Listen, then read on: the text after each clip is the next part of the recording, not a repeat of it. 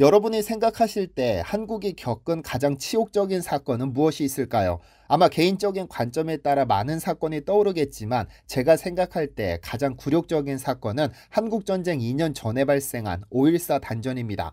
오늘 내용의 메인 주제는 전력과 관련된 것이기는 하지만 한국은 한때 북한의 전기무기화 때문에 굴욕을 겪었던 적이 있습니다. 해방 후 38선을 기점으로 미군이 남한을, 소련이 북한을 분할 점령한 후 한국은 전기를 직접 생산할 만큼 충분한 전기도 기술력도 자금력도 없어 북한식 체제에 맞게 배급을 받았습니다. 왜냐하면 한반도에 있던 전력 생산 설비의 대부분이 38선 이북에 있었기 때문인데요. 전기 생산에 필요한 화력발전소의 대부분이 북한에 있었던 것인데 이는 한반도의 80%에 이르는 석탄을 북한에서 생산했기 때문입니다. 그러니 북한으로부터 전기 배급을 받을 수밖에 없었죠. 당시 북한을 분할 통치하던 구소련은 이 상황을 교묘히 활용했는데 1948년 5월 14일에는 예고도 없이 대남 송전을 일시에 중지해버렸습니다. 소련의 방식으로 사회주의 체제가 들어서길 말했는데 남한 단독정부 수립이 착착 진행되자 이에 불만을 품고 목리를 부린 것이죠. 그 충격은 이루 말할 수 없었습니다. 38선 이남에 남아있던 공장도 조업을 중단하고 전차도 운행을 중단하고 주민들은 발품을 팔아 출근해야 했습니다. 그렇다고 남한이 외부로부터 전력을 공급받을 수 있는 것도 아닙니다. 삼면이 바다인데다 북쪽은 북한에 가로막혀 그야말로 고립무원이기 때문에 북한 아니 구소련에게 남한은 다루기 쉬운 장난감 같은 존재였는데요. 지금이야 전기가 부족하다는 것을 상상도 할 수 없지만 한때 한국은 북한에게 전기를 배급받았었고 북한이 전력을 끊어버리면 발을 동동 구를 수밖에 없는 굴욕적인 국가였습니다. 그랬던 한국이 이제 전력 생산용 발전기를 수출하기에 이르렀습니다. 그리고 이런 수출을 고깝게 여기지 않는 미국은 한국을 상대로 소송을 제기하기까지 했는데요. 어떤 일이 벌어지고 있는 걸까요?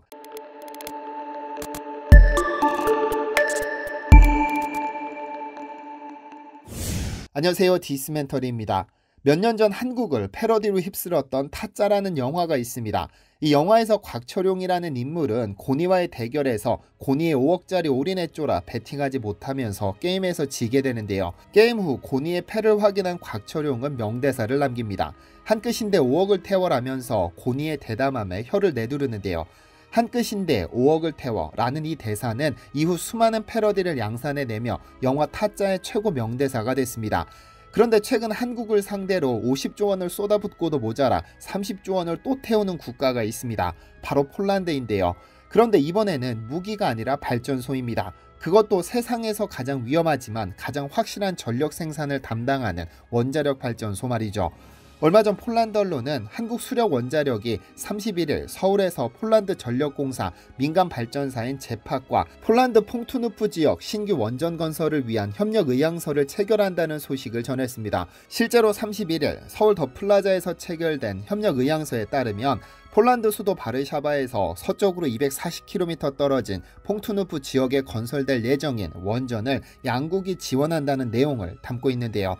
이 사업은 폴란드 정부가 추진 중인 폴란드 에너지 정책 2040의 원전 계획을 보완하기 위한 것으로 이미 가동 중인 석탄 화력 발전소를 철거하고 1.4기가와트급 원전을 최대 4기까지 건설하겠다는 별도의 사업입니다. 원전 한 기당 건설비를 최대 7조 원으로 추산한다면 전체 수주액은 최소 10조 원 이상, 최대 30조 원에 육박할 것으로 보이는데요. 만약 이번 협력 의향서가 계약까지 이어진다면 2009년 아랍에미레이트 바라카 원전 수주 이후 약 13년 만의 원전 수출로 향후 한국형 원전이 본격적으로 유럽 원전 시장으로 진출하는 교두보를 마련하게 됩니다.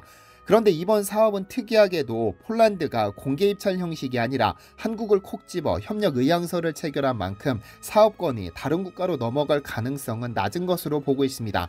야체크 사신 폴란드 부총리 겸 국유재산부 장관 역시 본계약으로 이어질 가능성이 100%라고 강조하기도 했는데요. 다만 이 사업에서 최대 걸림돌은 역시 미국입니다. 정확히는 미국의 원전 기업인 웨스팅하우스인데요. 현재 한국의 한수원과 한국전력은 미국의 웨스팅하우스와 미국 워싱턴 DC 연방지방법원에서 소송 중에 있습니다. 폴란드의 원전 사업 수주를 앞둔 시점에 웨스팅하우스가 미국 수출입 통제법에 따라 한국형 차세대 원전 APR 1400의 수출을 제한해달라는 취지의 소송을 제기했기 때문입니다. 웨스팅하우스는 APR 1400에 자사기술이 포함됐다며 이를 다른 국가에 판매하려면 웨스팅하우스와 미국 정부의 허가가 필요하다고 주장하고 있는데요.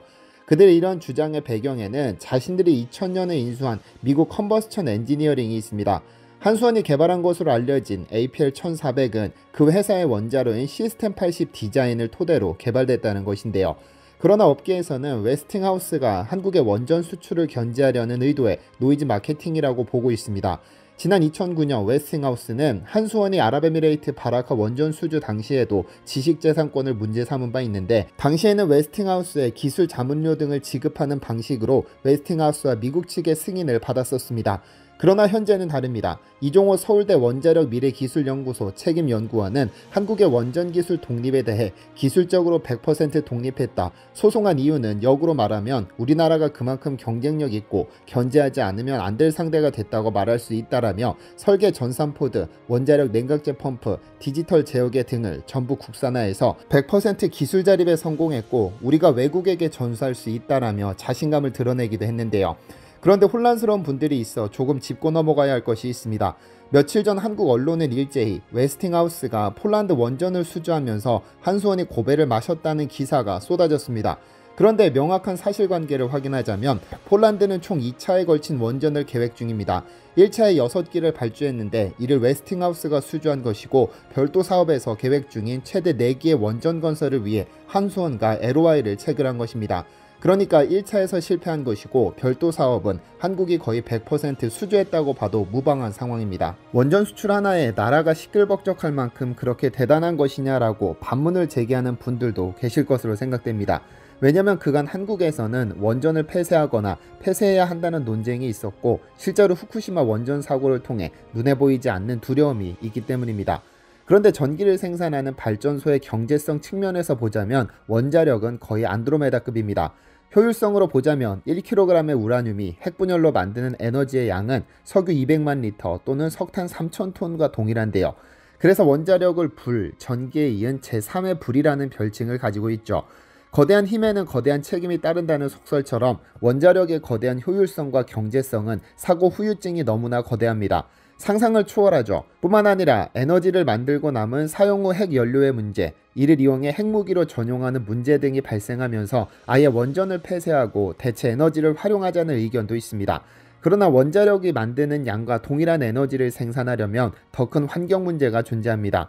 한국만 보더라도 2021년 기준 전체 전력에서 석탄 화력 발전소가 차지하는 비중이 34.3%에 이르고 있고 약 27.4%를 원자력이 채우고 있습니다.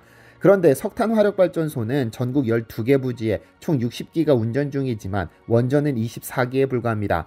원전을 폐쇄하고 현재의 전력을 유지하기 위해서는 화력발전소 약 40기가 추가적으로 건설되어야 한다는 의미이며, 이로 인한 환경 파괴는 상상을 초월합니다. 몇 년 전까지만 하더라도 한국뿐 아니라 전 세계적으로 원자력 발전소를 줄이는 것에 공통된 의견을 보였으나 이를 포기하는 것은 현실적으로 어렵습니다. 전기 없이는 살 수 없는데 전기를 생산하기 위해 태양열 등의 신재생 에너지를 활용하는 것에는 한계가 있고, 화력발전으로 돌아서자니 환경에 미치는 영향이 적지 않기 때문인데요. 이 부분에서 의외로 빌 게이츠가 앞장서고 있습니다. 빌 게이츠는 후쿠시마 원전 사고 이후 소형 원자로 개발에 집중 투자하고 있는데, 여기서 말하는 소형 원자로란 액체 나트륨을 냉각제로 사용하는 소듐 냉각 고속로를 뜻합니다. 새로운 대체에너지원을 개발하는 것보다 완벽하게 안전하며 진보적인 원자로를 만드는 것이 더 효율적이라는 것이죠. 그는 2021년 출간한 빌 게이츠 기후재앙을 피하는 법을 통해 지구온난화를 멈추고 기후변화가 불러올 최악의 상황을 피하려면 온실가스 배출을 멈춰야 한다. 원자력의 자동차나 화석 연료보다 훨씬 적은 수의 사람을 죽인다라는 의미심장한 말을 남기기도 했는데요. 우리 정부 역시 국가 차원에서 집중 육성할 12개 기술 분야 중 세부 중점 기술로 차세대 원자력을 지원하겠다고 밝혔는데, 2028년까지 소형 모듈 원전을 개발하여 글로벌 시장을 선점하는 것을 목표로 하고 있습니다. 초고난이도의 기술이 요구되는 원전 시장에서 최고의 수준에 오르기까지 대한민국은 멀고도 긴 역사를 거쳐왔습니다. 1957년 설립된 국제원자력기구의 창립 회원국이었던 우리나라는 1958년부터 국내 원자력 연구 진흥을 위한 힘찬 발걸음을 내딛었습니다. 이에 1958년 미국 제너럴 아토믹으로부터 연구용 원자로 트리가 마크2를 들여왔습니다. 1962년부터 본격적으로 가동한 이 원자로는 1995년 가동이 중단될 때까지 총 36,535시간 운전했는데, 이 과정에서 얻은 노하우와 자료가 축적되어 1990년에야 기술 자립에 성공했습니다. 물론 이번 폴란드 원전 수출 가능성 소식에 조금은 불편함을 느끼시는 분들도 계실 것입니다. 아마도 원자력의 안정성에 대한 우려, 핵 확산이라는 안보와 관련된 우려까지 다양한 의견이 있을 것으로 생각됩니다. 저 역시 무엇이 정답이다라고 정의할 수는 없습니다만, 무에서 유를 창조한 한국의 기술력을 응원해줬으면 하는 마음으로 영상 마무리하겠습니다. 디시멘터리에서는 여러분의 제보를 기다립니다. 제 채널에서 다뤘으면 좋겠는 뉴스 또는 널리 알려졌으면 하는 영상은 디시멘터리 네이버.com으로 보내주시면 소중히 제작하겠습니다. 시청해주셔서 감사합니다.